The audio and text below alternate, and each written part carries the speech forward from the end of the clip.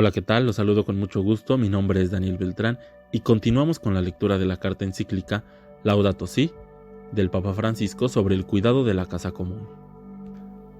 Página 112.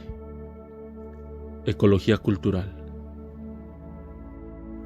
Junto con el patrimonio natural, hay un patrimonio histórico, artístico y cultural igualmente amenazado.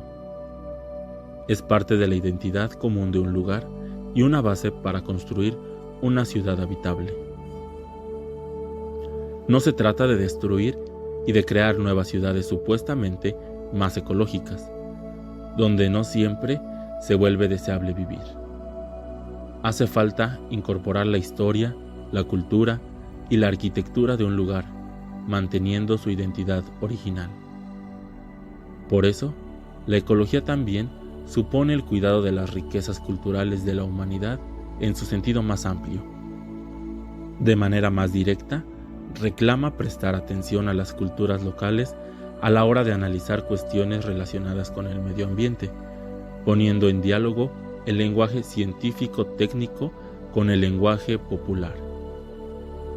Es la cultura no solo en el sentido de los monumentos del pasado, sino especialmente en su sentido vivo, dinámico y participativo, que no puede excluirse a la hora de repensar la relación del ser humano con el ambiente. La visión consumista del ser humano, alentada por los engranajes de la actual economía globalizada, tiende a homogeneizar las culturas y a debilitar la inmensa variedad cultural, que es un tesoro de la humanidad. Por eso, pretender resolver todas las dificultades a través de normativas uniformes o de intervenciones técnicas lleva a desatender la complejidad de las problemáticas locales que requieren la intervención activa de los habitantes. Los nuevos procesos que se van gestando no siempre pueden ser incorporados en esquemas establecidos desde afuera, sino que deben partir de la misma cultura local. Así como la vida y el mundo son dinámicos, el ciudadano del mundo debe ser flexible y dinámico. Las soluciones meramente técnicas corren el riesgo de atender a síntomas que no responden a las problemáticas más profundas. Hace falta incorporar la perspectiva de los derechos de los pueblos y las culturas, y así entender que el desarrollo de un grupo social supone un proceso histórico dentro de un contexto cultural y requiere del continuado protagonismo de los actores sociales locales desde su propia cultura. Ni siquiera la noción de calidad de vida puede imponerse, sino que debe entenderse dentro del mundo de símbolos y hábitos propios de cada grupo humano. Muchas formas altamente concentradas de explotación y degradación del medio ambiente no solo pueden acabar con los recursos de subsistencia locales, sino también con capacidades sociales que han permitido un modo de vida que durante mucho tiempo ha otorgado identidad cultural y un sentido a la existencia y de la convivencia. La desaparición de una cultura puede ser tanto o más grave que la desaparición de una especie animal o vegetal. La imposición de un estilo hegemónico de vida ligado a un modo de producción puede ser tan dañina como la alteración de los ecosistemas. En este sentido, es indispensable prestar especial atención a las comunidades aborígenes con sus tradiciones culturales. No son una simple minoría entre otras, sino que deben convertirse en los principales interlocutores, sobre todo a la hora de avanzar en grandes proyectos que afecten a sus espacios. Para ellos, la tierra no es un bien económico, sino un don de Dios y de los antepasados que descansan en ella, un espacio sagrado con el cual necesitan interactuar para sostener su identidad y sus valores. Cuando permanecen en sus territorios, son precisamente ellos quienes mejor los cuidan. Sin embargo, en diversas partes del mundo, son objeto de presiones para que abandonen sus tierras, a fin de dejarlas libres para proyectos extractivos y agropecuarios que no prestan atención a la degradación de la naturaleza y de la cultura. Ecología de la vida cotidiana. Para que pueda hablarse de un auténtico desarrollo, habrá que asegurar que se produzca una mejora integral en la calidad de vida humana, y esto implica analizar el espacio donde transcurre la existencia de las personas. Los escenarios que nos rodean influyen en nuestro modo de ver la vida, de sentir y de actuar. A la vez, en nuestra habitación, en nuestra casa, en nuestro lugar de trabajo y en nuestro barrio, usamos el ambiente para expresar nuestra identidad. Nos esforzamos para adaptarnos al medio ambiente, y cuando un ambiente es desordenado, caótico o cargado de contaminación visual y acústica, el exceso de estímulos nos desafía a intentar configurar una identidad integrada y feliz. Es admirable la creatividad y la generosidad de personas y grupos que son capaces de revertir los límites del ambiente, modificando los efectos adversos de los condicionamientos y aprendiendo a orientar su vida en medio del desorden y la precariedad. Por ejemplo, en algunos lugares, donde las fachadas de los edificios están muy deterioradas, hay personas que cuidan con mucha dignidad el interior de sus viviendas, o se sienten cómodas por la cordialidad y la amistad de la gente. La vida social y positiva y benéfica de los habitantes derrama luz sobre un ambiente aparentemente favorable. A veces es encomiable la ecología humana que pueden desarrollar los pobres en medio de tantas limitaciones.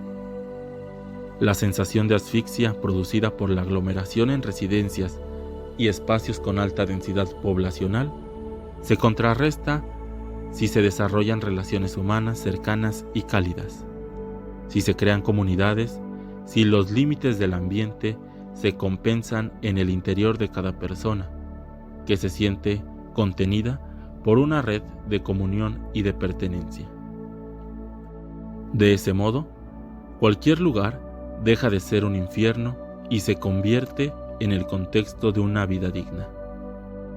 También es cierto que la carencia extrema que se vive en algunos ambientes que no poseen armonía, amplitud y posibilidades de integración facilita la aparición de comportamientos inhumanos y la manipulación de personas por parte de organizaciones criminales. Para los habitantes de barrios muy precarios, el paso cotidiano del hacinamiento al anonimato social que se vive en las grandes ciudades puede provocar una sensación de desarraigo que favorece las conductas antisociales y la violencia. Sin embargo, quiero insistir en que el amor puede más. Muchas personas en estas condiciones son capaces de tejer lazos de pertenencia y de convivencia que convierten el hacinamiento en una experiencia comunitaria, donde se rompen las paredes del yo y se superan las barreras del egoísmo. Esta experiencia de salvación comunitaria es lo que suele provocar reacciones creativas para mejorar un edificio o un barrio. Dada la interrelación entre el espacio y la conducta humana, quienes diseñan edificios, barrios, espacios públicos y ciudades necesitan del aporte de diversas disciplinas que permitan entender los procesos, el simbolismo y los comportamientos de las personas. No basta la búsqueda de la belleza en el diseño, porque más valioso todavía es el servicio a otra belleza. La calidad de vida de las personas, su adaptación al ambiente, el encuentro y la ayuda mutua. También por eso es importante que las perspectivas de los pobladores siempre contemplen el análisis del planteamiento urbano. Hace falta cuidar los lugares comunes, los marcos visuales y los hitos urbanos que acrecientan nuestro sentido de pertenencia, nuestra sensación de arraigo, nuestro sentimiento de estar en casa dentro de la ciudad que nos contiene y nos une. Es importante que las diferentes partes de una ciudad estén bien integradas y que los habitantes puedan tener una visión del conjunto en lugar de encerrarse en un barrio, privándose de vivir la ciudad entera como un espacio propio compartido con los demás. Toda intervención en el paisaje urbano o rural debería considerar cómo los distintos elementos del lugar conforman un todo que es percibido por los habitantes como un cuadro coherente con su riqueza de significados. Así los otros dejan de ser extraños y se los puede sentir como parte de unos otros que construimos juntos. Por esta misma razón, tanto en el ambiente urbano como en el rural, conviene preservar algunos lugares donde se eviten intervenciones humanas que los modifiquen constantemente. La falta de viviendas es grave en muchas partes del mundo, tanto en las zonas rurales como en las grandes ciudades, porque los presupuestos estatales no solo pueden cubrir una pequeña parte de la demanda. No solo los pobres, sino una gran parte de la sociedad sufre serias dificultades para acceder a una vivienda propia. La posesión de una vivienda tiene mucho que ver con la dignidad de las personas y con el desarrollo de las familias. Es una cuestión central de la ecología humana. Si en un lugar ya se han desarrollado conglomerados caóticos de casas precarias, se trata sobre todo de urbanizar esos barrios, no de erradicar y expulsar. Cuando los pobres viven en suburbios contaminados o en conglomerados peligrosos, en el caso que se deba proceder a su traslado, y para no añadir más sufrimiento al que ya padecen, es necesario proporcionar una información adecuada y previa, ofrecer alternativas de alojamientos dignos e implicar directamente a los interesados. Al mismo tiempo, la creatividad debería llevar a integrar los barrios precarios en una ciudad acogedora. Qué hermosas son las ciudades que superan la desconfianza enfermiza e integran a los diferentes y que hacen de esa integración un nuevo factor de desarrollo. Qué lindas son las ciudades que, aun en su diseño arquitectónico, están llenas de espacios que conectan, relacionan, favorecen el reconocimiento del otro. La calidad de vida en las ciudades tiene mucho que ver con el transporte, que suele ser causa de grandes sufrimientos para los habitantes. En las ciudades circulan muchos automóviles utilizados por una o dos personas, con lo cual el tránsito se hace complicado, el nivel de contaminación es alto, se consumen cantidades enormes de energía no renovable y se vuelve necesaria la construcción de más autopistas y lugares de estacionamiento que perjudican la trama urbana.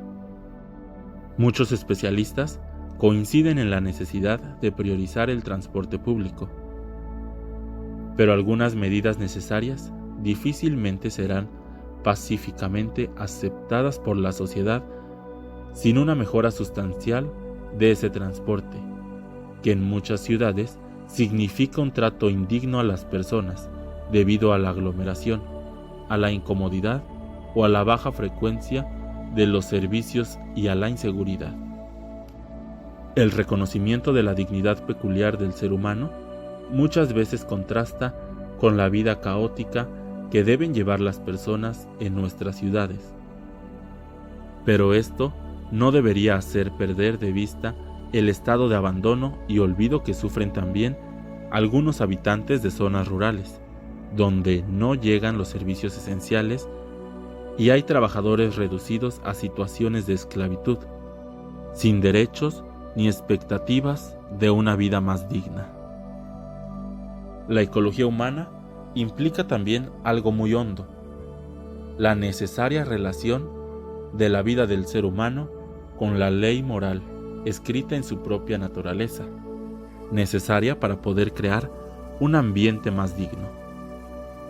Decía Benedicto XVI que existe una ecología del hombre, porque también el hombre posee una naturaleza que él debe respetar y que no pueden manipular a su antojo. En esta línea, cabe reconocer que nuestro propio cuerpo nos sitúa en una relación directa con el ambiente y con los demás seres vivientes.